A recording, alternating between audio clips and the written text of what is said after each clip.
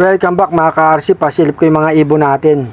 Tatlo dyan, sinasali natin ng training. Walang training ngayon kasi nga maulan.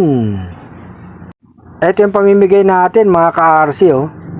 Paglaki nito kulay puti.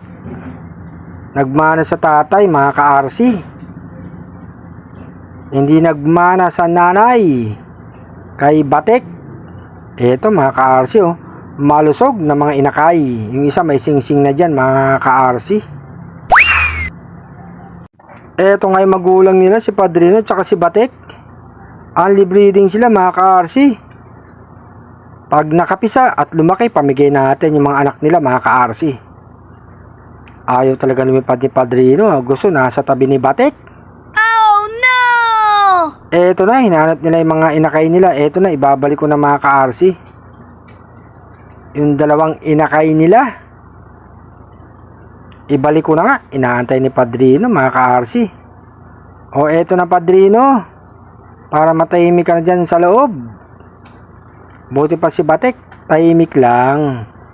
Sara ko na yung pinto. Nakakain na sila, nakapagsubo na rin ng dalawang inakay nila mga ka-RC. Yung isang ibon natin nakawala eh.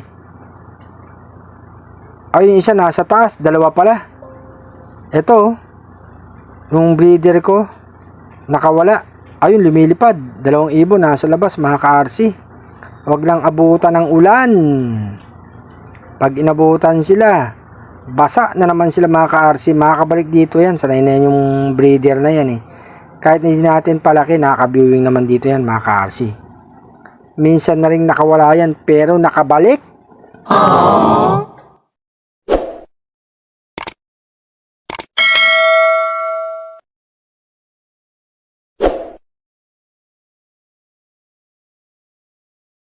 Pasilip ko yung mga batang ibon natin. Yung isa dyan, ibibigay natin sa taga Baras Rizal para sa kanyang anak ni Maestro at saka ni RC Stitchelbot, ang Santa Ana again finisher mga ka-RC. Mga cute na mga batang ibon. Lumilipad pa rin yung breeder natin na isa mga ka-RC. Andito kasi tayo eh. Pasilip ko pa yung mga flyers natin, nakakain na sila mga ka-RC. Mga busog na. Sa Martes, unloading uli.